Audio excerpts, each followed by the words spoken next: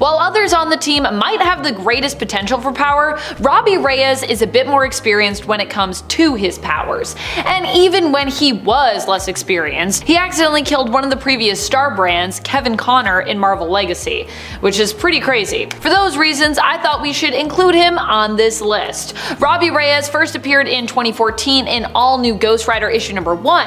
While debuting in the comics during the All New initiative, like the title claims, he is also an all-new Ghost Rider. During a street race gone wrong, Robbie was killed and ended up possessed by the ghost who haunted the car he was driving, becoming the new Ghost Rider. He joined up with the Avengers around 2018, joining them in their battle against the Dark Celestials. Personally, Robbie is actually one of my favorite Ghost Riders, and I think Ghost Rider in general as a character makes a great addition to the Avengers team. Ghost Rider's just so powerful. Weapon America is one of the members of a multiversal team of Avengers that we saw appear in Avengers Assemble Omega. This was a big comic with a lot of new Avengers, both in terms of characters who are new and new recruits to the team in general. First introduced, Weapon America is a member of the Howling Commandos on his Earth 20504. He seems to be a combination of multiple characters in terms of his appearance, abilities, and likeness, appearing as a blend of Captain America, Wolverine, with some nuke mixed in as well. He's got the nuke tattoo and everything. And also, yes, if you were wondering, this is one of the Avengers that's also part of Avengers Prime team. Loki Avengers Prime, not 2013 Avengers Prime. Next up, Mr. Sweeney, aka the Bruiser? Now, while the Bruiser isn't really an Avengers member technically, he did recently join up with the group in a way as an ally. We recently learned in the comics that the true identity of Mr. Sweeney was that of, yeah, Bruiser. Initially, the Bruiser was a villain who made his first appearance in the 80s in the comics in Avengers issue 201. That's the direct issue after the tragically iconic issue 200. Yeah, that issue 200. In issue 201 though, Jarvis actually takes on the Bruiser on his own. He finds out that the Bruiser has been terrorizing the neighborhood of the Bronx, and specifically Jarvis's mom, who lives there. In retaliation, Edwin Jarvis takes on the Bruiser himself, refusing to call the Avengers for a matter that he feels can just be easily handled with some help from himself by the neighborhood. Jarvis boxes the Bruiser and inspires the people in the neighborhood to unite and rise up against the Bruiser, and in the end, the Bruiser is basically forced to admit defeat and he ends up retreating. Now it seems years later, appearing as Mr. Sweeney, that the Bruiser has turned over a new leaf and instead of fighting against Jarvis has actually found employment as his assistant. I kind of love it. More an Avengers ally here than a straight up Avenger, but this was such a cute little cameo and like callback to the 80s, I just had to mention it. It's so random and I kind of love it. Although weirdly, this version of Nighthawk was actually a Mephisto creation. Kyle Richmond, or this version of him anyways, normally of the Squadron Supreme, ended up being recruited by the Avengers to help them in their fight against Mephisto. Perhaps it was because of his desire to do good as he is a hero, or his personal agenda against Mephisto, but for a time Nighthawk did join the team. Nighthawk is not normally considered to be a new character and has joined up with Captain America's Secret Avengers in the past as well during Civil War I, at least he did for a very short time, but technically that was a different Nighthawk, as this one is the one that is believed to have come into existence in 2018 as a construct that Mephisto created to be a member of Agent Phil Coulson's Squadron Supreme of America. Yeah. Oh, comics. I'm not exactly sure when this next member of the Avengers joined up with the team fully, specifically anyways, but I think in regards to the comics it would be somewhere around early 2023, when the multiversal Avengers were coming together as a team in the culmination of Jason Aaron's Avengers run. Yeah, Avengers Prime Multiversal Avengers, that multiversal Avengers. Captain Carter was one of the heroes who appeared there. Now if you are an MCU Peggy Carter or Haley Atwell fan like me, then you know Captain Carter from Multiverse of Madness and Marvel's What If animated series. But guess what? It also seems this character, or some other version of this character at least, also joined up with the Avengers in the comics as well. She appears throughout the major final story arc of Aaron's run, appearing in the main Avengers series, in Avengers Forever,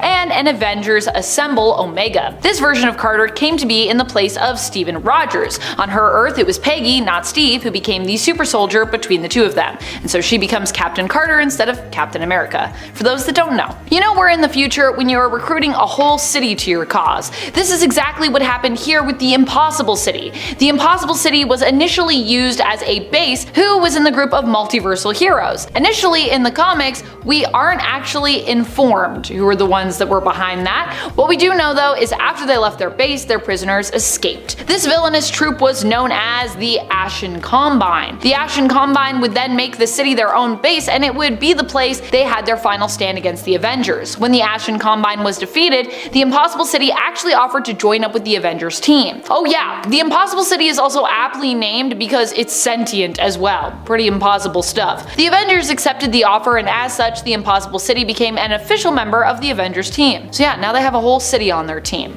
Nathan Summers ended up joining the Avengers team at a time when Captain America was seeking to present a show of unity.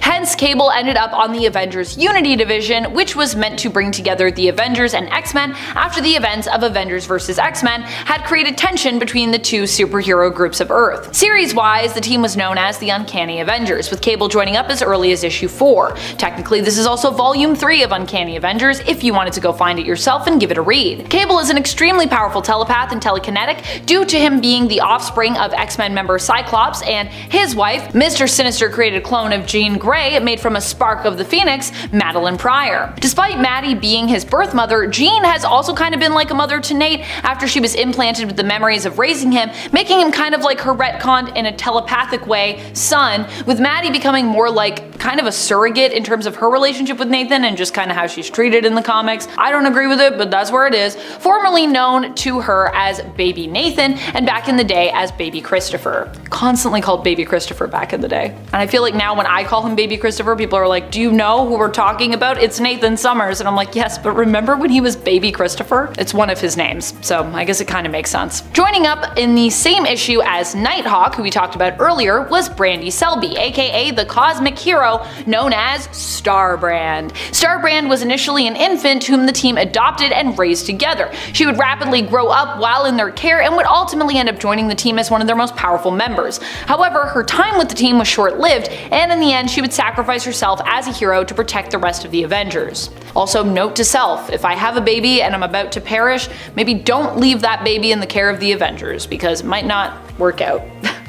Avenger Prime was initially a name used by a character who was essentially all of the Avengers merged together. That version of the character made their first appearance in the 2013 Mighty Avengers series, but another character with that name also appeared much later on in the 2021 Free Comic Book Day Avengers and Hulk comic. There, Avengers Prime was shown to be the leader of the Deathlock Avengers forces who stand guard at the God Quarry, seeking to watch, protect, and warn against major multiversal threats and potential chronal collapses. We'd also come to learn that this Avenger Prime was actually an alternate reality version of Loki, who leads his own massive multiversal Avengers team. Yes, the one that characters like Weapon America appear on, and the Deathlock Avengers. Loki was forced to do this after coming to accept his very important role in the formation of the Avengers across the multiverse and across time. After attempting to dodge their assembling in his own timeline and acting as his Earth's sole protector, he accidentally caused the extermination of all life in his universe. Whoops. After attempting to end it all, Loki woke up in the God Quarry and found himself tasked with protecting all of time, assembling his own extensive team of Avengers to do so. But he was pretty embarrassed, so he mostly just kept to himself and stayed in the shadows. The Phoenix made her first appearance as a member of the Avengers a long time ago, way back in the past in 1 million BC, joining up with the prehistoric or Stone Age Avengers. How does this make her a new member? Well, while in canon this happened a long time ago, it wouldn't be revealed to us readers to have happened until the modern day, as the Avengers of 1 million BC first appeared in 2017 in Marvel Legacy issue number 1. So it's a super old character, but appeared pretty recently. Now when I say the name Pyro, most X-Men fans will think of St. John Alderdice, who has been around since the 80s, but that's not who I'm talking about today. Simon Lasker is the newest version of Pyro, debuting in 2017. When Lasker first manifested his mutant powers, Mesmero appeared to him in the form of Charles Xavier and brainwashed him into taking the name Pyro and joining a new Brotherhood of Evil Mutants. And this group of mutants were defeated by the X-Men and the brainwashing was broken. From there, he went on on to join the X-Men Blue team. Lasker's powers were very similar to the original Pyro, with the only difference being that he could generate his own flame, not needing an existing flame for him to control. Unfortunately though, the character went to the pearly gates in 2020, not to be seen since. Meanwhile, the original Pyro went on to join the Krakoan Marauders. Debuting in Wolverine and the X-Men Volume 2 Number 1 in March of 2014, Lynn Lee, aka Nature Girl, started off at Jean Grey's School for Higher Learning. When Kitty Pryde relocated the X-Men to Central Park and the school was renamed to the Xavier Institute for Mutant Education and Outreach, Lynn Lee decided to join in. She became part of Jubilee's X team in Generation X Volume 2 Number 2 in 2017. But after she witnessed some of the horrible things humanity was and is doing to the Earth and to nature, she instead became an eco-warrior fighting back against humanity, which makes sense given her powers. Nature Girl's powers are directly connected to the natural world, so she can communicate, influence, manipulate, and control nature, animals, plants, and natural phenomena like the weather and geology of the Earth. She was on the run from Wolverine for a while and was able to get away from him a few times using her abilities, and more recently, she mutated even more and became even more uncontrollable, but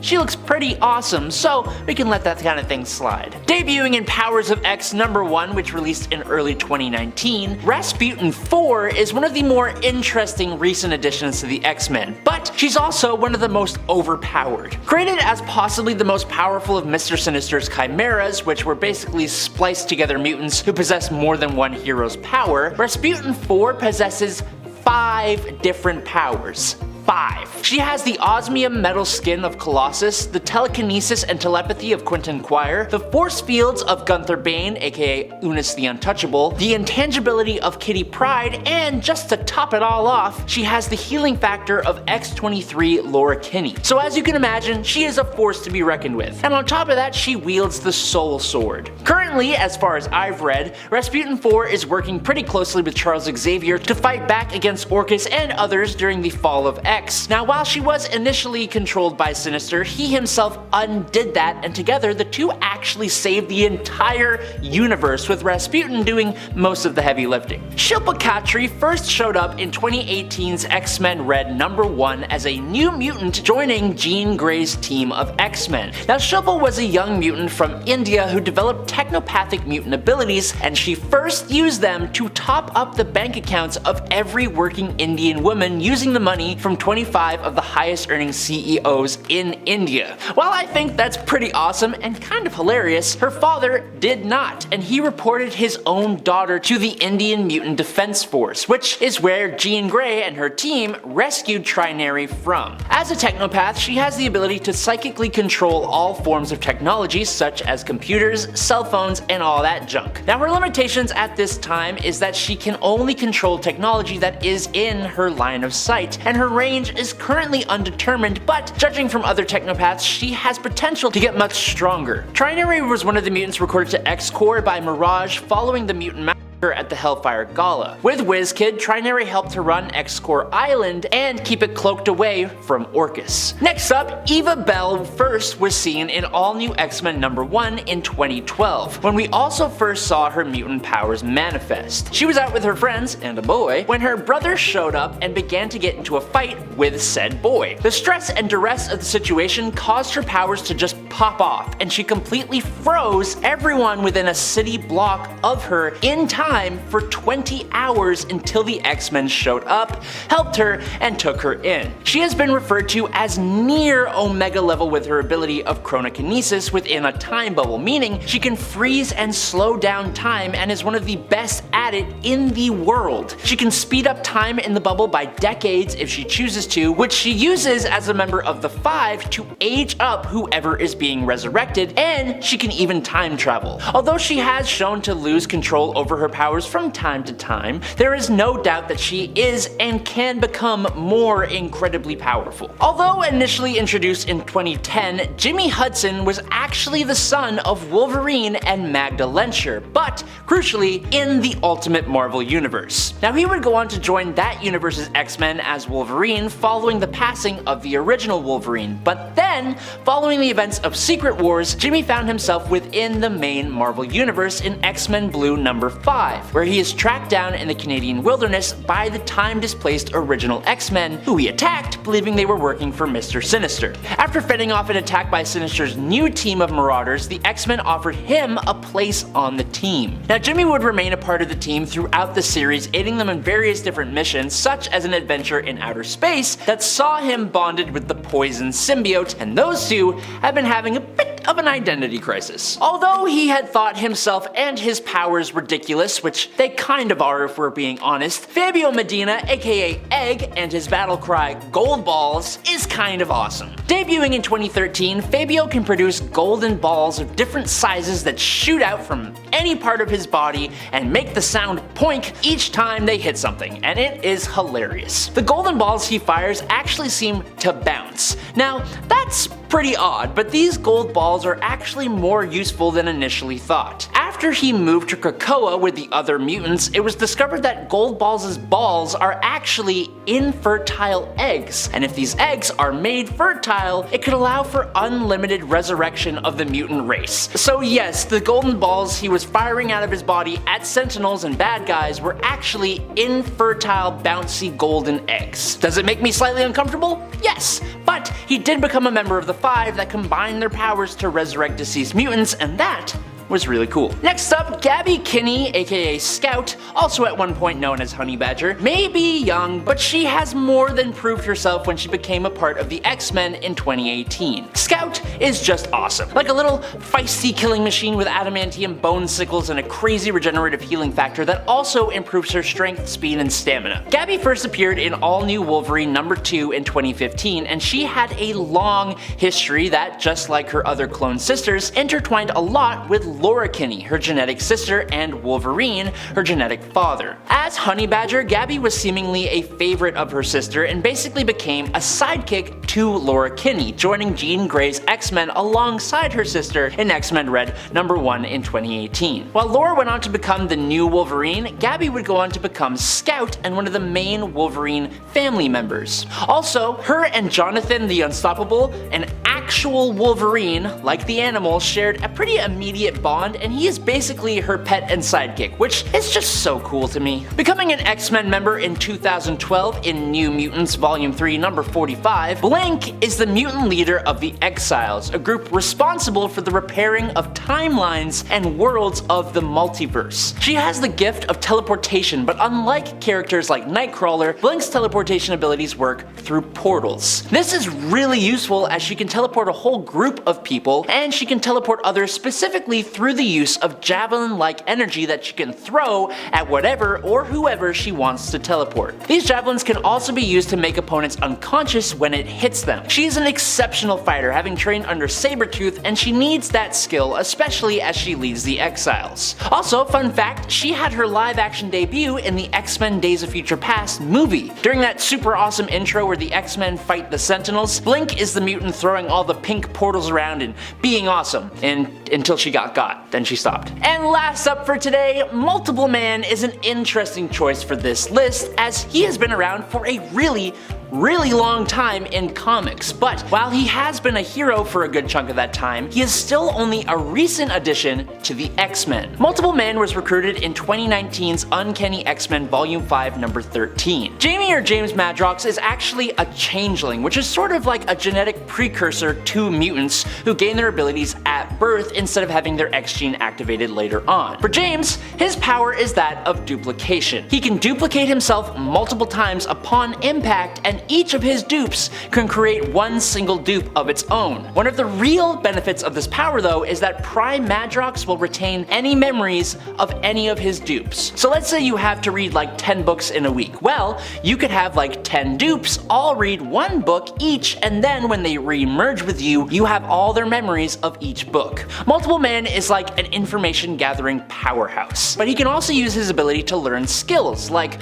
one of his dupes trained as a Shaolin monk and trained in meditation. One was a trained EMT, one audited an anatomy class for 6 months, one passed the New York bar exam, and one claimed to be the world's greatest detective. He's definitely one of my favorite mutants. First appearing in Extraordinary X-Men #17 in December of 2016, Lucid, aka Maya Jackson, was a mutant whose powers developed develop faster compared to most other mutants. By the age of 10, she had the ability to see through solid objects, and she had big aspirations to join up with her heroes, the X-Men. When the M-Pox crisis broke out, however, Maya was visited by Iceman and Magic at her family's home and was offered the chance to move to the safe zone of X-Haven in Limbo. Unfortunately, Maya's mother refused to leave her home, and Maya later fell ill to M-Pox, and her mother fled to X-Haven just a little bit too late. Maya's condition had worsened to the point that not even mutant healers could help her. With Maya on her deathbed, her sister managed to get the current leader of the X-Men, Storm, to meet Maya, and just a few moments before she passed away, Maya was officially made a member of the X-Men under the alias she had created for herself,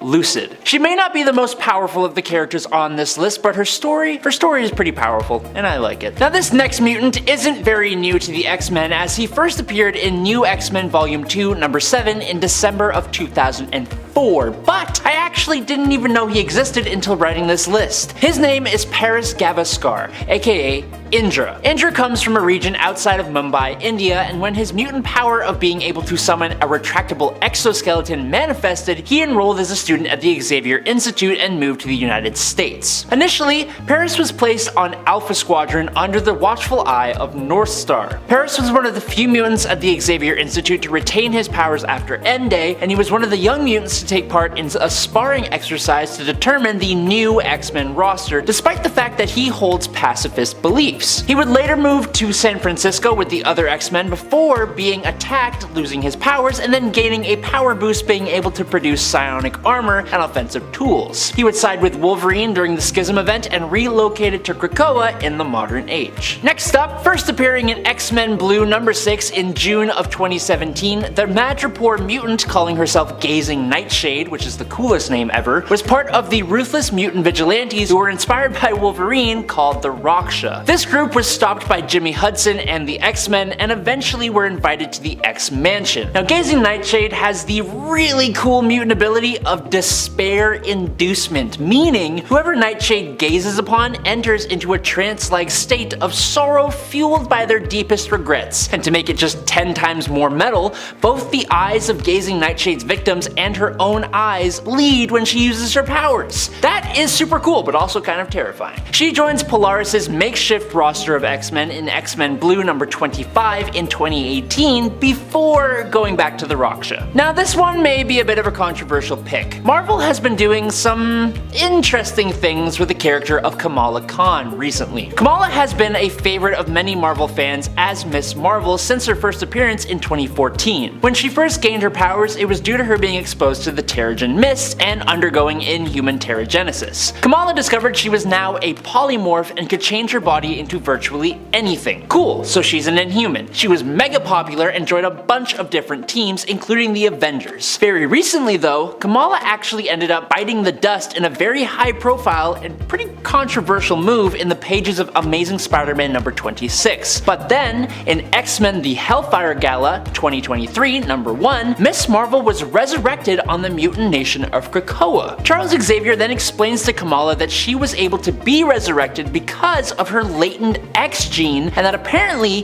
he has known her to be a mutant for quite some time. Xavier explains that she is in fact a mutant and an Inhuman, something that should be impossible because the Terrigen Mists are supposed to take the lives of those who possess an X gene. But because Kamala underwent Terrigenesis, her X gene never actually manifested her powers yet. Now she's running around with the X-Men, admittedly not doing very much. Angelica Jones, also known as Firestar, has the awesome mutant ability of microwave energy manipulation and generation. She uses the Earth's magnetic field and converts it into microwave radiation. She also absorbs microwave radiation from her environment and from stars in the galaxy. She can then focus this energy at targets or to do different things. She can set targets on fire, explode them, and even melt them. She is constantly keeping her powers in check because she has the potential to damage the entire Earth and its atmosphere with her abilities, which is why she is even more powerful in space, where she isn't limited by the fragility of the Earth. Now, Angelica first appeared in Uncanny X-Men number 193 in February of 1985, but crucially, she was actually a villain. She was loyal to Emma Frost and her school of mutants, and would be on the Hellions, the New Warriors, the Avengers, and the Young Allies before she joined the X-Men in Amazing X-Men Volume 2 number 1 in 2013. And she has been on different iterations of the team, even serving as the secret double agent within Orchis during the current Fall of X event. Speaking of the Fall of X, when Orchis made their attack on Krakoa at the most recent Hellfire Gala, it was quite literally just as the new team of X-Men were finally announced. Among that team of mutants was Prodigy, aka David Alain. Growing up, David was always bright and intelligent, but when his mutant powers activated, his intelligence seemed to double and answers became almost instant for him. That's because his mutant ability is to telepathically absorb the knowledge and skills of anyone nearby. I wish I had that power. Although he first appeared in 2003, he was first placed on Moonstar's New Mutants training squad and went on to join the New X-Men in 2008, and has been on X-Factor Investigations, New Mutants, the Champions Reinforcement Roster, the Young Avengers, the New Mutant Squad, all before finally making it onto the actual premier X-Men team, only to be completely obliterated by Nimrod. Sorry. Now, all the way back in the day, when Hope Summers came back from her future travels with Cable, there were 5 mutants whose X-Gene and abilities were activated following M-Day. These 5 were known as the Lights, and they were the first mutants since the events of M-Day, making them pretty important. IJ Onkokwo was 14 years old, living in Nigeria's Delta State when her mutant powers of thermokinesis activated, causing her to accidentally burn down her entire village. She was almost taken out by the military until the X-Men showed up to save her. Now, under the direction of Hope Summers and with the consent of Cyclops, Okonkwo, who took on the name Oya,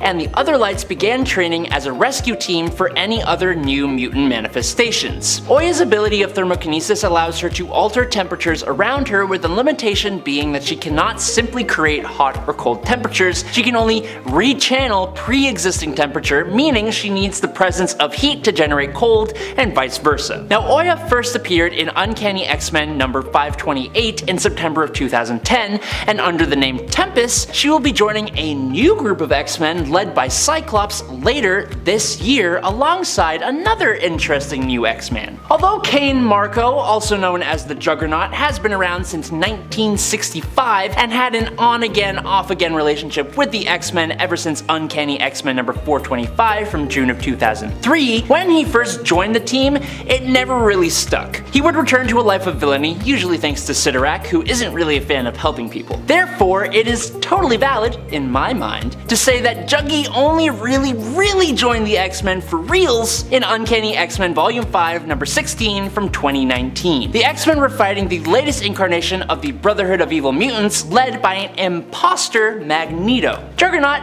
didn't like that he was working for an imposter, so he took down the imposter and decided to join the X-Men. He would be voted on to the newest incarnation of the X-Men at the most recent Hellfire Gala, before almost the entire team was brutally decimated by Orchis. When Marvel relaunches their X-Men titles in the summer of 2024, this year, Juggernaut is on the roster for the main Cyclops-led X-Men team alongside Beast, Magneto, Psylocke, Kid Omega, Temper, and Magic. But speaking of the X-Men relaunch that is happening, we are getting 3 main X-Men titles. There is just the X-Men, which is the team that Juggernaut is on, led by Cyclops, but we will also have the Uncanny X-Men, which is a team led by Rogue, with Wolverine, Gambit, Nightcrawler, and Jubilee, and in Eve Ewing and Carmen Carnero's Exceptional X-Men, Kate Pryde, Shadowcat, will become a mutant teacher again in Chicago, working with Emma Frost, and 3 entirely new young mutants named Bronze, Axo, and Melee. Being so new, and with their book not starting for a few more months, we actually have basically no information on any of these mutants. The only thing I could really find here is another character named Melee,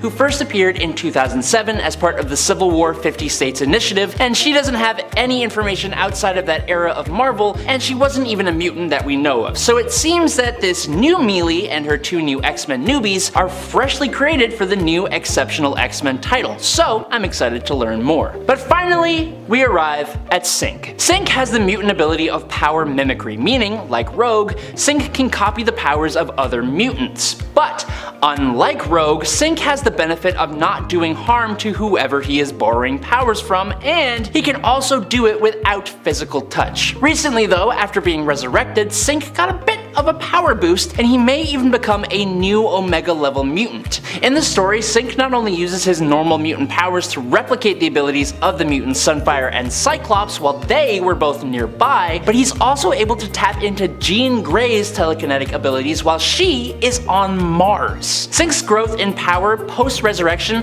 was first noticed back in 2021's X-Men number 18, with Sync documenting that he was now able to sync not just with mutants, but other superhumans as well, which is quite the boost, and I think it just keeps going up and up and up. In the House of M alternate reality, Sync even got to the point of permanently retaining others' powers, which would be an incredibly significant power boost as well. As a main member of the X-Men though, it's hard to be surprised that he's getting power boost. Now the mutant armor isn't a new X-Men member in the regular 616 universe, but recently, as in this year, 2024, the year of our Lord, thanks to the newly formed Marvel Ultimate Universe and Peach Momoko, we are getting a new interesting take on her character. Ultimate X-Men number 1 stars Hisako Ichiki, aka Armor, as she first uncovers her mutant abilities. Now first of all, Peach Momoko sets this story in Japan, and the whole thing is just this mix of cute but also very heavy and super cool. What's interesting about this take on Armor, and possibly the other mutants going forward for the Ultimate Universe, is how their abilities appear to be a bit more magically oriented. In the story, her powers appear to be almost supplied by a strange amulet she's given by a friend who then lost his life. Now,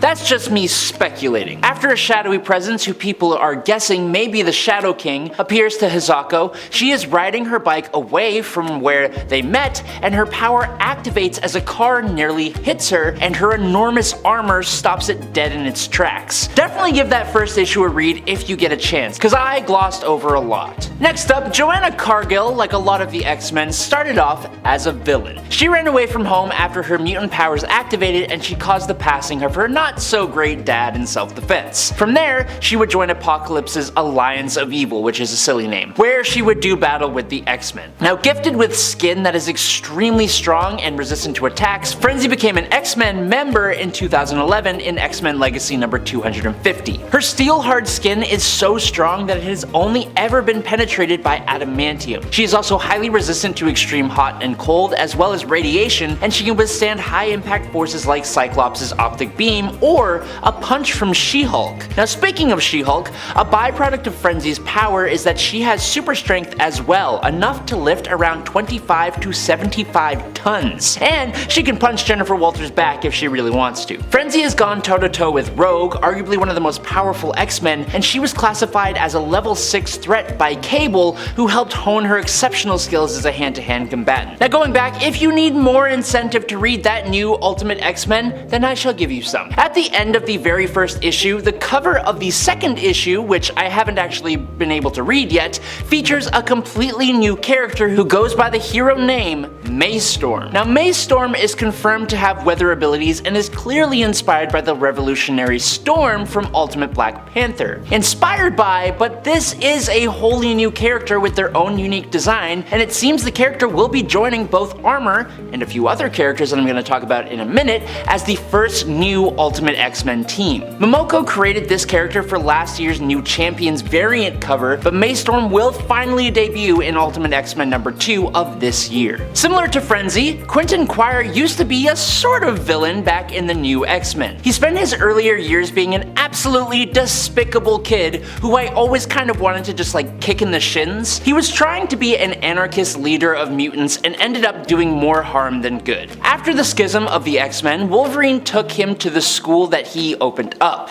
In a relatively short amount of time, Quinton became a more well-rounded character, and now he is someone I think is actually kind of cool. He still stayed a bit of a rebel and a narcissistic jerk, which you would think would make people hate him, but when he stops trying to cause anarchy, these traits end up becoming a fun aspect of his personality. Now on Krakoa, he's back to annoying Wolverine and being pretty insufferable, but it's to a point where you kind of love him for for it? Maybe just a little bit. What's a little bit less fun is that recently Quinton got his head lopped off and placed in an Orcus container designed to make use of mutant body parts by Sabretooth. Now he recently called in the Exiles for help using his powers, so we shall see where that goes. Okay, I hope y'all don't mind, but I've got another of the new Ultimate X-Men that I'm going to talk about, and their name is Nico Minoru. Now, this is where things get really interesting and leads me to believe even more that these new X-Men will find some of their origins being influenced by magic and mysticism. Nico is a Japanese magical hero who uses the powerful Staff of One, and it's very interesting because on Earth 616, Minoru is not a mutant at all. In normal canon, she is a descendant of a magical family who are part of a cult. Nico steals her parents' staff after finding out that they are part of this cult, and she uses it alongside the team of teenagers known as the Runaways. Now, with full transparency, it is unclear yet if Momoko will be retconning Nico into being a mutant, or if the blending of magic and mutation in Ultimate X-Men will see her magical bloodline coming into play, but she does appear to be a part of this new team of X-Men that is forming, which is something I am excited to see play out. Next up, Monae St. Croix has an interesting past, and her family is a big part of that. Her brother is an incredibly powerful bad dude who trapped her in a different form where she is known as Penance. As Penance, she had diamond skin, a telepathic resistance, and super sharp claws. M can even combine with her younger siblings Claudette and Nicole, but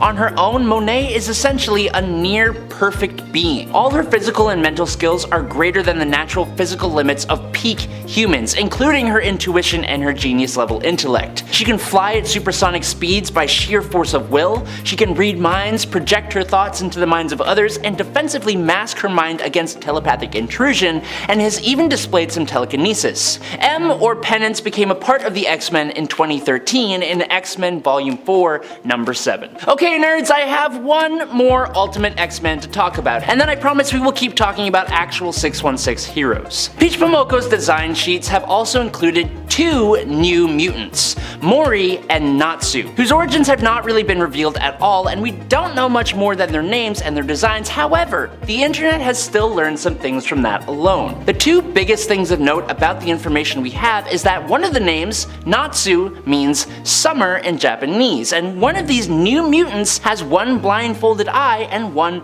red eye, which is under some kind of visor device thing. Now Summer, as you might know, is a big name in the X-Men world, and with the red eye and all that jazz, fans believe that the character of Natsu could be a version of Cyclops or Scott Summers, or maybe a character at least inspired by Cyclops, although the design is different enough that the character will definitely stand as their own person. To be honest, that whole one eye thing is also kind of giving me Cable vibes, but I have no idea how that would even work, so for now, we're sticking with possibly Cyclops. Maybe. Now, although he first appeared in 2007 and was briefly on the X-Men in 2009, as a 2018 recruit to the X-Men and X-Men Red number 4, Gentle is someone I kinda just love talking about, so I'm including him on the list. Gentle's mutant ability is muscle mass expansion, which allows him to increase his size and strength almost instantly. He's done battle against a Sentinel and his strength is said to rival Colossus's, with his resting strength increased every time he uses his powers. Gentle is a very strong and powerful mutant, but the catch is that he only uses his powers in emergencies. Because of his poor treatment he suffered as a child, Gentle suffers great pain and seizures. To help his condition, Gentle's entire body was covered with vibranium tattoos in Wakanda to prevent him from overexerting, and they essentially keep him alive. On top of that, Gentle has pacifist beliefs, but his calm, peaceful demeanor should not fool anyone because Gentle has used his abilities to halt the one Sentinel from destroying the Xavier Institute, and he's such a cool character. A listed X-Men member since 2017, Inc. sets himself apart from anyone else on this list by having the unique distinction of being a normal human being who received his powers through being tattooed by a mutant. Basically, the mutant who was the giver of his tattoos imbued those tattoos with powers, but the coolest thing about these powers is that they change into whatever tattoo he chooses to use. That's probably the worst way to explain it, so let me give some examples. Inc. can make others who touch him extremely sick using a biohazard symbol tattoo that he received on his hand. He used this one on some cops who tried to arrest him in a tattoo shop when he first showed up. He gained superhuman strength from a tattoo that mimics Colossus's osmium metal skin, 2 lightning bolt symbols on his temples give him low-level telepathy, he's got a tattoo of wings for flight, an explosion that lets him explode stuff, and a caduceus symbol that lets him heal others, among other tattoos. But the real show of how powerful he can be came when he got the phoenix symbol as a tattoo that actually gave him phoenix powers, which is nuts. His Phoenix Force symbol tattoo allowed him to defeat the Y-Men, and he keeps all these tattoos able to use whichever one he needs in the moment. It's awesome. But last on our list today is Old Man Logan. Now, most of you know this Logan from the amazing Old Man Logan story and reality, where basically everything is ruined. The villains rule over everything with an iron fist in this wasteland. That is a whole story that we have talked about tons of times. But after the events of Secret Wars in 2015, crotchety old Logan made his way to the Prime 616 universe when main Wolverine had bit the dust. Temporarily, of course. Old Man Logan stepped in and sort of not really took over his place. Now this Logan didn't have the same berserker rage, and he was much wiser. The main difference was he didn't fly off the handle as often. He didn't go off on his own and do things that may have put his team in danger, and his biggest accomplishment may have been wiping out both the evil Hulk from his own world and another evil Hulk, Maestro, in Earth Prime. Unfortunately, Old Man Logan finally went to the afterlife in 2019, back in his home reality. At number 10 are the Titans. After the events of this year's Dark Crisis, which culminated in the disbandment of the Justice League, what? Superman, Wonder Woman, and Batman had a pep talk with Nightwing, wherein they basically tell him that it's time to straddle up and step up as the leader of a new team to protect the planet. The Teen Titans. I mean, no, not just the Titans. Seems like the kiddos are all grown up now.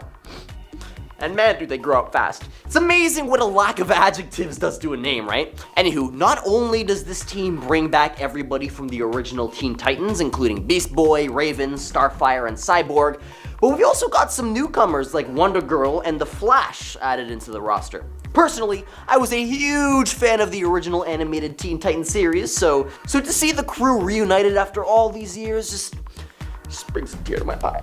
At number 9 is the New Avengers. The New Avengers roster this year is more stacked than it's ever been.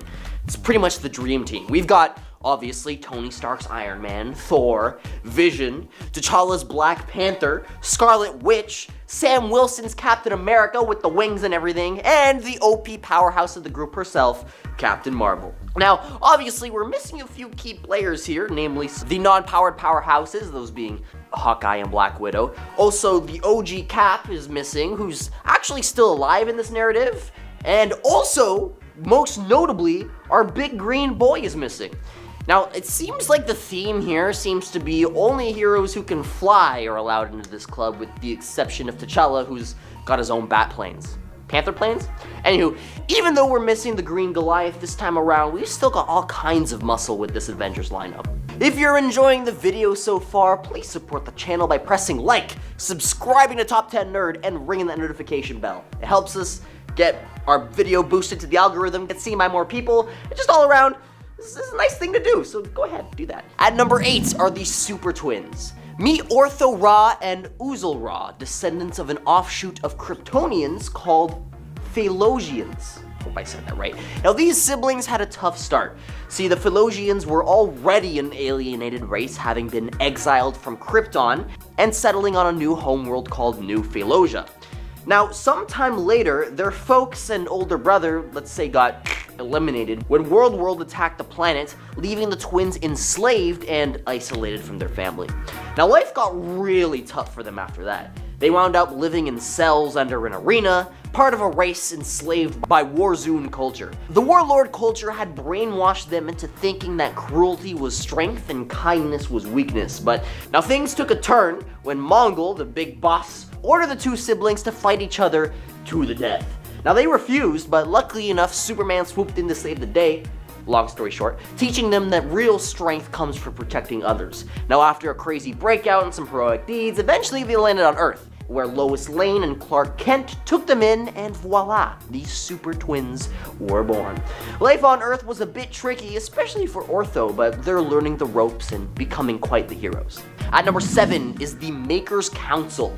Now, I know the Maker is typically seen as an evil Reed Richards, but the Maker's gang in this one has beef with Dr. Doom and Kang the Conqueror, so let's just say that this team is morally ambiguous, to say the least. I mean, the Maker here is pretty dark, but I mean, generally speaking, he's got humanity's best interest at heart, even if it comes at seriously grave cost. Anywho, in this reality, the world is split into 7 super states, and after conducting a variety of tests with iterations of experimental societies within his base of operations, the Maker grew convinced that enduring peace on Earth was unattainable due to humans' inherent nature.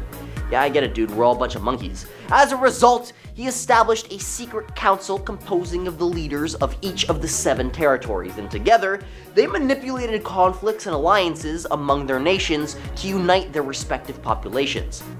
So in the present day, the Eurasian Republic served as the designated rogue state that unified the other territories as a common foe, with the intention for this role to be rotated between each territory over time.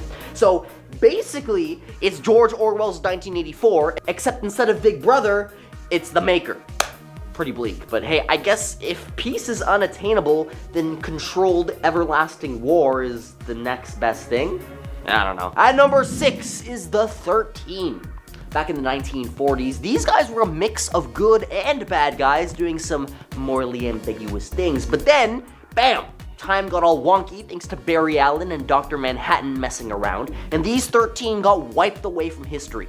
Now, lucky for them, the Time Masters stashed them away in these kind of snooze pods to keep them safe, but fast forward a little bit and a dude named Per Degaton muddles things up again, and these pods go kaput. These 13 peeps pop back into history before everything's completely fixed. Now the kicker here is that 8 of them were sidekicks to the OG heroes from the Golden Age. They got snatched up by Childminder and chucked onto, get this, Orphan Island, a place somehow stuck outside of regular time. Then there was some epic showdown shenanigans. They'd team up with Stargirl, Red Arrow, Hourman, and beat the bad guys. But since they can't go back home to their old tie lines, Hourman zaps them to the present, and they become the Young Justice Society.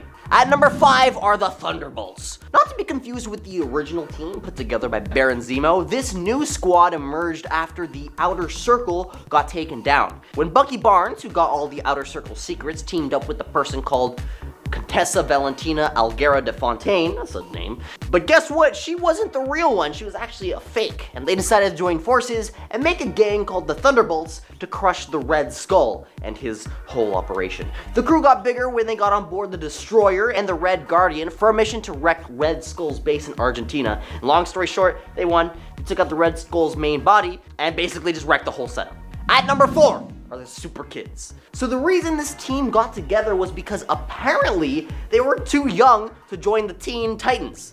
It's definitely saying a lot. Now, their story is pretty wild. It all began when some bad guys tried to mess with time, trying to erase 2 of the core members, Animal Girl, and the Flash Twins before they could become heroes. But guess what? Backfired big time. Instead of erasing them, it brought them face to face with their future teammates, Robin and Superboy. And just like that, Super Kids were born. So let's break it down. We've got Animal Girl, also known as Maxine Baker, with her animal powers. Then there's Jai West as Surge and Ivory West as Thunderheart, the speedy Flash Twins, and of course Robin and Superboy rounding out the squad. At number 3 is the Spider Society. There was no way I was gonna make a video about new superhero teams without bringing up an entire collection of my favorite hero from across the multiverse, which made its debut in this year's Across the Spider-Verse movie. The Spider-Verse Society is led by Miguel O'Hara, aka Spider-Man 2099, with this movie being his first cinematic debut. In fact, we got all kinds of Spider-Men who we were praying would make it to the big screen one day, from classics like Ben Reilly, Spider-Man's clone from the Clone Saga, to more obscure ones like Peter Parked Car. Love that. After surviving a universe-ending event, Miguel went around picking up Spideys from all over, their mission being to preserve the multiverse from any conceivable threat, all convening at Spider HQ on Earth 928, to which they travel to using their trusty little dimension-hopping watches. because Spidey's a genius, don't forget. At number 2 is the Blood Syndicate. The Blood Syndicate, made up of former gang members from Dakota City, is no ordinary super team. They banded together to take down a menacing villain and then protect their turf, Paris Island.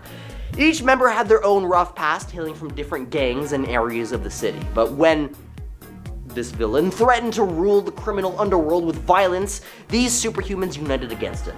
In their first standoff, the Blood Syndicate really did not do justice. They fought individually instead of working as a team, leading to their quick defeat and separation.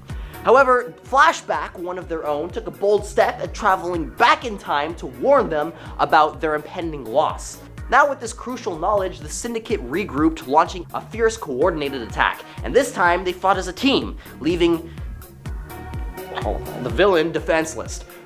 Fate immobilized him, and Tech-9 delivered the final blow, putting an end to the threat once and for all. And coming in at number 1 are the Dark XMen, who are back again this year. Madeline Pryor's new Dark XMen are about to show no mercy, and it's gotta be awesome. Along with the Goblin Queen herself, we've also got Maggot, Archangel, Gambit, Gimmick, Azrael, M-Plate, Zero, and Havoc. Basically a dream team of the X-Men's most lethal heroes. So after the massive party called the Hellfire Gala, Madeline Pryor, who's got some history with the X-Men, leads this new strike team featuring some prominent OG X-Men members like Havoc and Gambit, who are back, but they've never teamed up like this before under such dire circumstances. Now, without giving too much away, this team is set to be among the X-Men's brutal incarnations.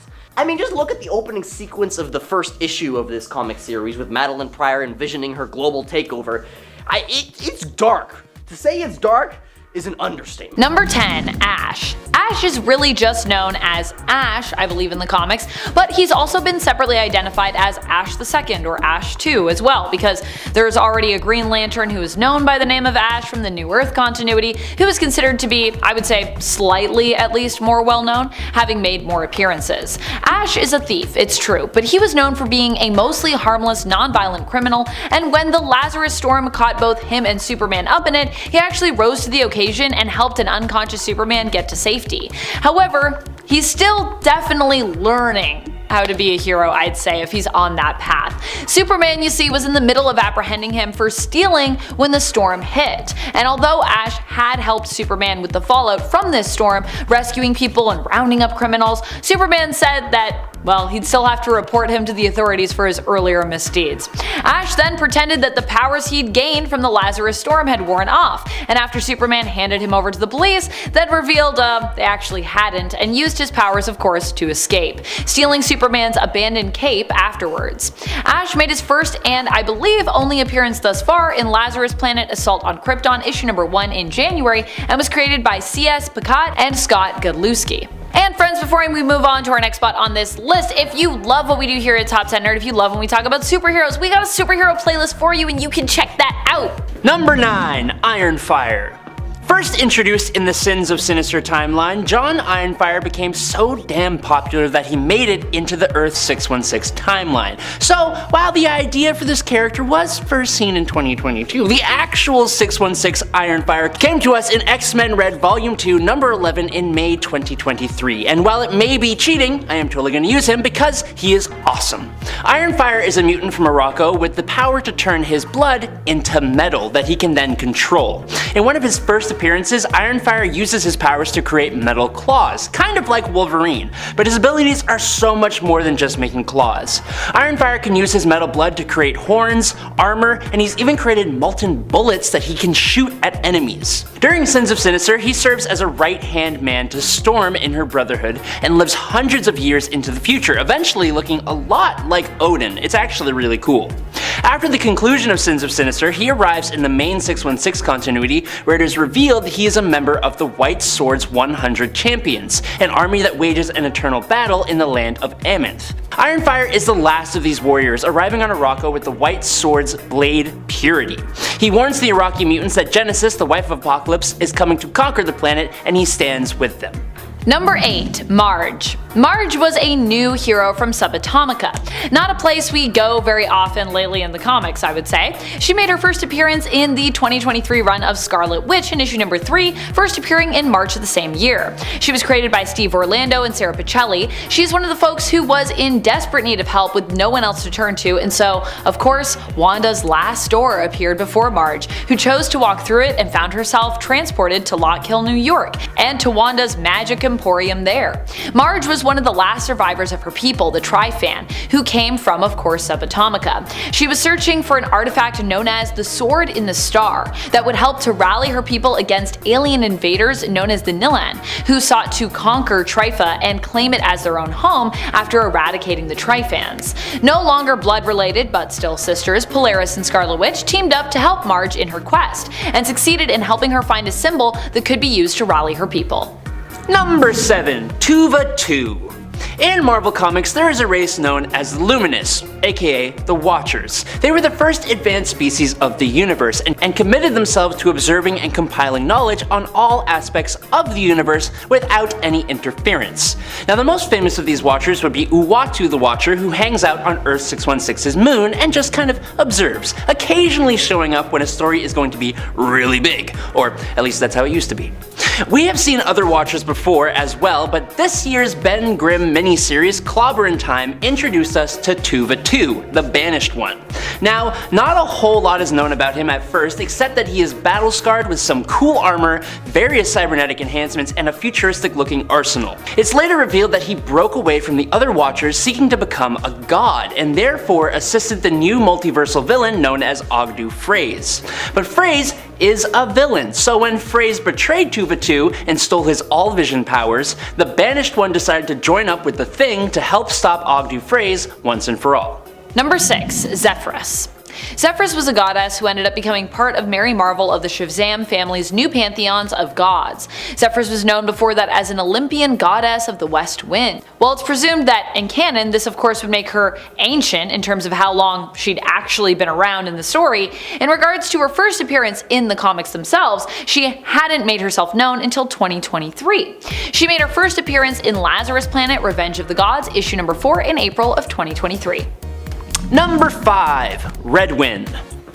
Marvel's new God series has been teased for months with backup stories in the pages of various Marvel Comics titles giving us glimpses into what's happening and the premise of this story. Each of the story's key players has shown up in these back pages, including what seems to be the main player, a guy called Wynn. Also known as Sir Redwin, Wynn is the avatar of the Powers That Be, an ancient entity or group that ultimately oversees all things strange and magical in Marvel Comics. Now, Wynn received the role of Avatar over a millennium ago, and has served faithfully in safeguarding the universe. Thanks to his long life and his knack for always landing in hot water somehow, he knows how to get himself out of a tight spot, even as he begrudgingly performs his duties. I've seen him often compared to DC's Constantine, and I think that's somewhat accurate, especially in the personality department. Wynn's position as the avatar of the Powers That Be is only one half of the overarching mythology introduced in Gods. The direct opposite of the Powers That Be are the natural order of things, and they oversee all things purely and perfectly scientific. Now, rather than having a single representative in the form of an avatar like Wynn, the natural order of things is represented by 100 immortal individuals who comprise the Centum, and one of them is Wynn's wife, Akomaki. Number 4. Pravitar Pravikar. Okay, so this might kind of be cheating, but I am just so excited for Spider-Man India to get some actual major time in the spotlight, and I loved his characterization so much in the animated Spider-Verse universe / multiverse, I guess, that I had to include him here. He actually does come from the same designated Earth number that his comic book counterpart comes from, but I think we still need to consider them alternates of one another, as the animated films still kind of have their own story, which is separate and unique from the comics. Spider-Man India was one of my favorites of the new Spider-Man characters we were introduced to in the animated film. He is Pravitar Pravikar, a young man who has only been Spider-Man on his Earth for 6 months, and already seems to be a straight up master at it, having also been recruited by the Spider Society, which obviously Miles, that makes him feel pretty insecure as a hero. He first appeared in the animated sequel to Into the Spider-Verse, Across the Spider-Verse in June of 2023. His creation credits are the same as the version that first appeared in the comics in 2004. He was created by Christopher Miller, Phil Lord, and Dave Callahan. Number 3. Dimitri the Science Boy. Wynn, as the avatar of the powers that be, and the Centivars of the natural order of things are all bound by an ancient deal that dictates that the avatar and each Centivar must have a proxy from the other side. For Wynn, his proxy is the analytical and socially oblivious Dimitri Krakow, or Dimitri the Science Boy. Dimitri has always been drawn to technology, which would actually make him perfect for the natural order of things, but instead, he became the begrudging chained apprentice to Wynn.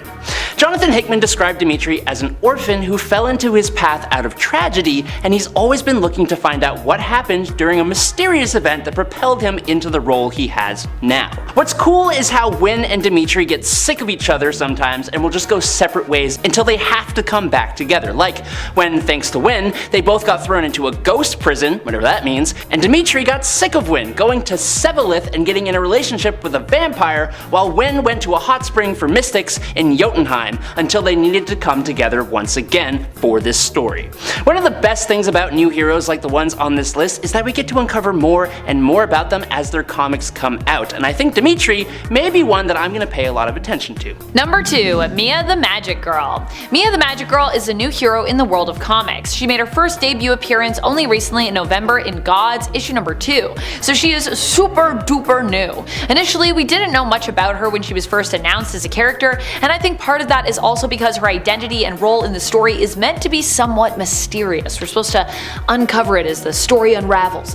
But with her appearance in Gods issue number 2, we got to know a little bit more about her and her origin story. She is inherently magical, and her birth parents are largely unknown to her, as she spent most of her childhood growing up in an orphanage after she was abandoned. The Centum has taken an interest in studying her and has offered knowledge in exchange for her permission to do so. And finally, in at number 1 today is Circuit Breaker. During the Lazarus Planet crossover event, a volcanic eruption leads to Lazarus resin raining down and empowering people all over the world. One of those people was Jules Jourdain, a new trans-masculine superhero going by the name Circuit Breaker, who debuted on Valentine's Day 2023. Now, we haven't seen much of Circuit Breaker yet, but he will reportedly wield a power called the Still Force, a counterpoint to DC's Speed Force, which gives super quick heroes like the Flash their power. Now, first introduced in 2018's Justice League number 2, the Still Force is a cosmic force based on inertia, and people who tap into it can suspend motion and even aging, which Gorilla Grodd did when he temporarily stopped the expansion of the entire universe. Being a trans character in DC Comics, we don't know yet how much relevance Jules' gender will have to the overall plot of his stories, but it's reflected in his character design in a few subtle ways. The coolest being the lightning bolt designs on his vest and chest, intentionally designed to resemble top surgery scars. While indie comics have been lush with representation for a while, mainstream superhero comics have lagged far behind in representation, and as one of DC's biggest new heroes, Circuit Breaker is a welcome addition. Number 10. Nightbuster. Nightbuster is new to superheroing, but is super cute, and of those that are on our list is one that I know super well, considering I have been continuing to collect Nightwing all this year. It was my only comic of the big two that I allowed myself to keep collecting. She is Olivia Desmond and was the daughter of Roland Desmond, aka Blockbuster, and get this, Jezebel Jet. Remember Jezebel Jet? Yeah. She is the daughter of those two villains, and yet she will probably grow up to become a hero. Her foster father is Nightwing, who also rescued her from having her soul claimed by Neuron. Neuron had basically acquired a contract for Olivia's soul, which Roland had promised Neuron in exchange for his own upon his death, because he didn't want his soul to be claimed, so he was like, how about I give you my daughters instead? It was all super creepy. When Blockbuster was killed, Neuron came a knockin', and fortunately, Nightwing, with some help from the Titans and Oracle, was able to keep Olivia safe. She would be revealed to have inherited her father's super strength and agreed to train and live with the Amazons on Themyscira, taking up the mantle of Nightbuster. Olivia made her first appearance in Nightwing issue number 98, the 4th volume of the Nightwing title, and she was created by Tom Taylor and Daniel DiNucquello. And friends, before we move on to our next spot on this list, if you love what we do here at Top 10 Nerd, and if you love when we talk about superheroes, know that we have a whole gigantic superhero playlist for you to check out. Number 9. Rec Rap.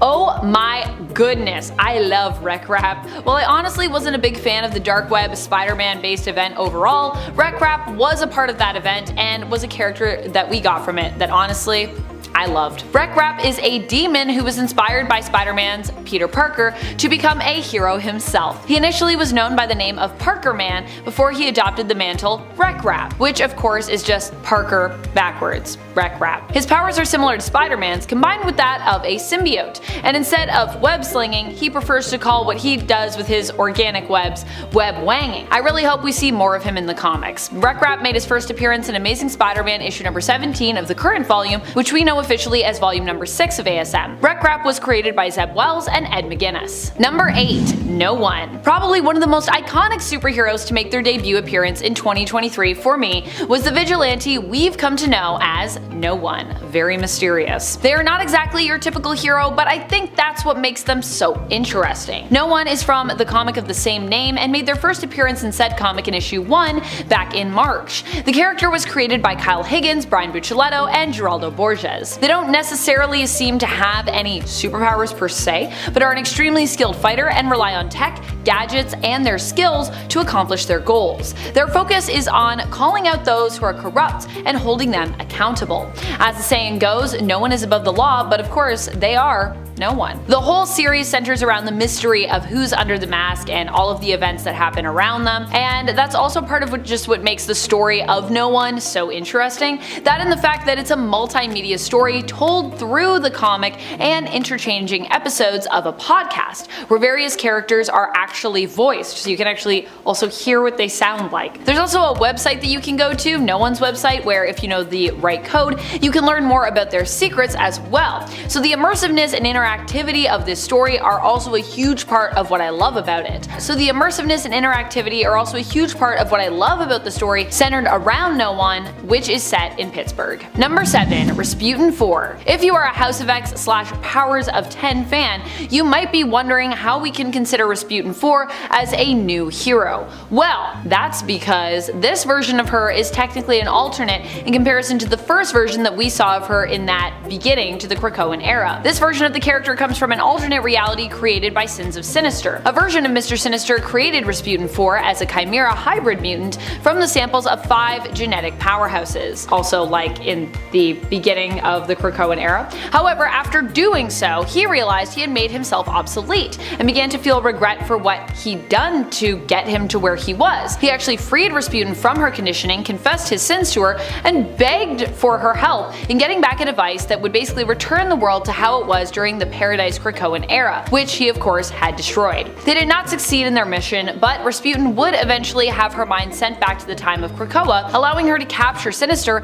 and have him punished for his crimes by the Quiet Council. Rasputin made her first appearance in Immoral X-Men issue number 2 and was created by Kieran Gillen and Lucas Wernick. She is a combination of Colossus, Quinton Quire, Unis the Untouchable, Talon aka Laura Kinney, and Shadowcat aka Catherine Pride. Spider-Boy. Love him or hate him, Spider-Boy is here. Although it seems a little weird in regards to the timing of when he arrived, considering that he came in after Marvel had decided to get rid of Ben Reilly because, well, too many Spider-Men / Spider-themed heroes. Too many. And then enter Spider-Boy. Interesting. Spider-Boy is Bailey Briggs. He made his first appearance in Spider-Man issue number 7, the current run, which is considered to be the 4th overall volume of purely just Spider-Man, the Spider-Man title. Not to be confused with Amazing Spider-Man, which is also about Spider-Man, but it's just a different title. I know it's confusing, but just go back to the 90s, you'll be even more confused. Got Web of Spider-Man, you got all these comics. His DNA was spliced with a spider by Madame Monstrosity, which gave him spider powers and turned him into a human-spider hybrid. He was created by Dan Slott and Humberto Ramos. Number 5. Deadeye. Deadeye is the nephew of Amanda Waller. He's not exactly straight up a hero, but he also isn't exactly a bad guy either. It's kind of complicated. And he's pretty cool looking and definitely new as of this year, so I'm gonna include him here on this list. He made his first appearance in Lazarus Planet Next Evolution issue number 1. Oh boy, Lazarus Planet was a weird time, but hey, at least we got some cool characters like Deadeye out of it. Deadeye's name is Archie Waller, and he's only made a couple of appearances, so we don't really know too much about him just yet. His power set is based in the realm of psionics, having psychic and telepathic powers, but he also has demonstrated super strength as well. He can travel to the astral plane, travel to different dimensions, and also has a certain level of cosmic awareness. He was created by Chuck Brown Brown, and Alita Martinez. Number 4. Misery. Misery is the symbiote who ended up being bonded to Liz Allen. A copy of the symbiote also existed and was bonded to a chimpanzee named Grace. Initially, Grace the chimpanzee, once stabilized, sought to get revenge on Liz, but Liz was in essence saved by her newfound abilities through being bonded to Misery. Misery is a pretty powerful symbiote due to them being a combination of both the anti-venom symbiote and Carnage, which both also oppose each other. Thanks to them constantly battling and attempting to destroy one another and healing, Misery has an insane healing factor. Misery made their first appearance in Cult of Carnage Misery issue number 1 and was created by Sabir Perzada and Francesco Motorino. Number 3. Trinity. We love ourselves a heroic alternate version of a superhero's child. And if you are one of the folks who really love potential superhero kids from alternate futures, then you're gonna love this new hero, Trinity. Trinity is Elizabeth Lizzie Marston Prince. She is the daughter of Wonder Woman and an unknown man in a potential future. In her reality, she is also the future leader of the Justice League. She grew up alongside fellow super kids Damian Wayne and John Kent, who she looked up to as they were kind of like her older brothers. Her powers are similar to her mother's, and she also possesses the 3 lassos of fate. Lizzie was created by Tom King and Daniel Semper and made her first appearance in the legacy numbered issue number 800 of Wonder Woman. Number 2. 97. 97, or Ikomaki, is one of the new immortal and mysterious beings we've come to know through Jonathan Hickman's God series. She is part of an epic war that has gone on for, well, seemingly forever, between sort of the god of science and the god of magic. 97 serves the god of science, known as the natural order of things, as one of their main agents, being the last of the prime number centivars in their service. They have 100 centivars total, and she is the last prime because she's, number 97. She even gave up her relationship with the love of her life, Wynn, her once husband, who was secretly the avatar of the rival god of magic, which is known as the powers that be. 97 made her first appearance in Uncanny Avengers issue number 1, the 4th volume in the Uncanny Avengers title. She was created by Jonathan Hickman and Vallejo Schitti. Number 1. Kyle the Catboy. Kyle the Catboy is an interesting one. He's more of a neutral figure, but he does end up working with heroes at one point, so I'd still say he's more hero than villain, so I'm gonna count him. And honestly, most of the bad stuff that he's done in his life hasn't really been focused on hurting people or anything like that, but more on surviving. He was a criminal who spliced his DNA with a cat, becoming a splicer. He hails from the Future's End reality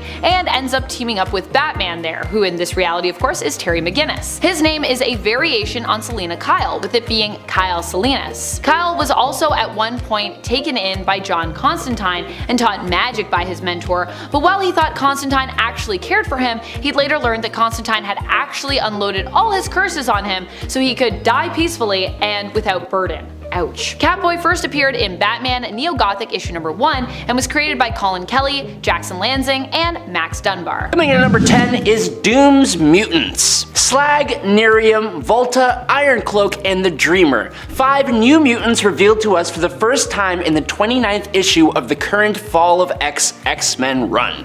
But while the rest of the mutant population is scattered, imprisoned, in the White Hot Room, on Mars, or otherwise not having a very good time, these 5 mutants are sitting pretty in Latveria under the direction and protection of Dr. Victor Von Doom. This is Dr. Doom's mutant team, and they are very capable. A small group of X-Men, Wolverine, Shadowcat aka Kitty Pryde, and the newly revealed mutant Kamala Khan, Miss Marvel, went into Latveria to liberate these mutants, only to find themselves getting completely clobbered. The 2 twins, Dreamer and Ironcloak, can enter dreams and grant invulnerability, respectively. Volta can seemingly control potent amounts of electricity or lightning, and she directs and controls this with a vibranium spear, which she used to block and fry one of Wolverine's claw arms. Slag is a massive bruiser because every team's gotta have one, and essentially his skin is rock and his blood is magma, and he looks awesome. And last but not least is Nerium, who has 4 arms that are seemingly made of plant life that she can control, creating vines and healing and all that jazz. Now, we haven't seen these mutants at full power yet, and there are 2 that haven't been revealed to us yet, but they seemingly may be allies despite being allied with Dr. Doom, so we shall see. Number 9, Chakal. Switching over to the DC comic universe here, most people know Lobo. And if you don't, he's basically like Jason Momoa mixed with Gene Simmons from Kiss with the makeup and everything. He comes from a race known as the Zarnians, and these guys have extremely high levels of regeneration, being able to recover from just droplets of their own blood. Lobo himself is an extremely capable bounty hunter with strength on par with Superman, and he's effectively immortal. But for the longest time, he also believed himself to be the very last of the Zarnians. Well, in 2023's Superman Volume 6, issue number 7, it turns out there's a whole army of Zarnians led by one General Chakal. Chakal's army were so violent and psychotic that Zarnia had erased them from their own history books. They were somehow captured by Brainiac, who miniaturized them and imprisoned them in a bottle city, where they promptly began fighting each other. Chakal eventually agreed for his people to serve as Brainiac's shock troops in exchange for their own freedom. Number 8, the Stark Sentinels. Now, it's safe to say that this entry isn't exactly a villain. It's more like the tool of a villain, or more specifically, an organization. As part of the Fall of X event that is going on right now in Marvel Comics, anti-mutant industrialist Fei Long embedded himself in Tony Stark / Iron Man's company, Stark Unlimited, and essentially stole the company. He then secretly funneled its resources into the construction of new mutant hunting sentinels, which are based on the technology of the Iron Man armor, taking advantage of Tony Stark's recent divestment from the company. Now, first appearing in Invincible Iron Man Volume 5, issue number 5 from April 2023, one of the first Sentinels chased off Tony Stark in his own Iron Man armor, showing its power. Now later on, another Sentinel was sent to New York City, where it helped to contain a fire, only for the machine to target a firefighter who happened to also be a mutant. This brought the Sentinel into conflict with the X-Men, where it showed it was very capable, but still fallible, as the mutant magic was able to cut it to pieces and Jean Grey was able to crush it. But now, with hundreds of these Sentinels running around, and with Orchis having organized a brutal weakening of the mutant race, the Stark Sentinels pose a huge problem for the mutants. Number 7, Trav. Trav is one of many clones created by another new villain named Dominator X to be sold as living weapons. Now, like his teammates, the Cosmeteers, Trav's DNA was heavily modified from the baseline of his parent Daxamite species.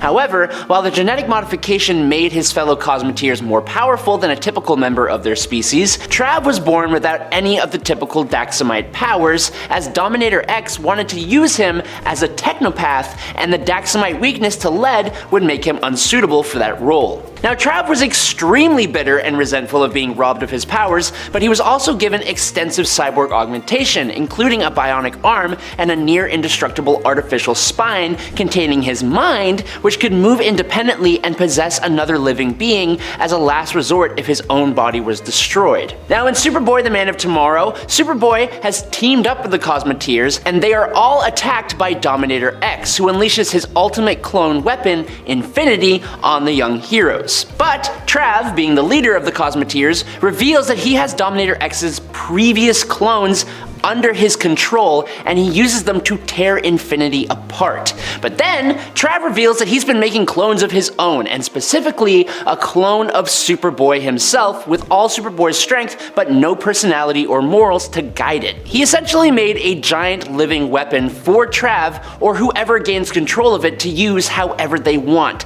And that could be the beginning of a huge problem for the DC universe, and it's all thanks to Trav. Number 6, Tyrannos. Okay, so I may or may not be getting this correct, but the Elder God and Thor villain known as Tyrannos is a new and also not entirely new villain in Marvel Comics. His first actual appearance comes to us in Immortal Thor number 1 from August of 2023, when the Elder God travels to New York, because of course he does, and here Tyrannos reveals himself to be from Utgard, or Utgard, and to be the Utgard version of Thor. So, essentially, to explain this, Tyrannos was an Elder God who was formed during the formation of the Earth. So yeah, he's from a long time ago. He was sealed away in Utgard for thousands of years by his sister, Gaia, who used to be believed to be Thor's mom, but now it's the Phoenix Force. Anyways, Utgard is a place that is outside of reality, and it is a place that we have actually seen before. Utgard is the realm of those who sit above in shadow, essentially the gods of the gods. These guys are the ones that Thor probably upset when he was Rune King Thor and basically destroyed the cycle of Ragnarok.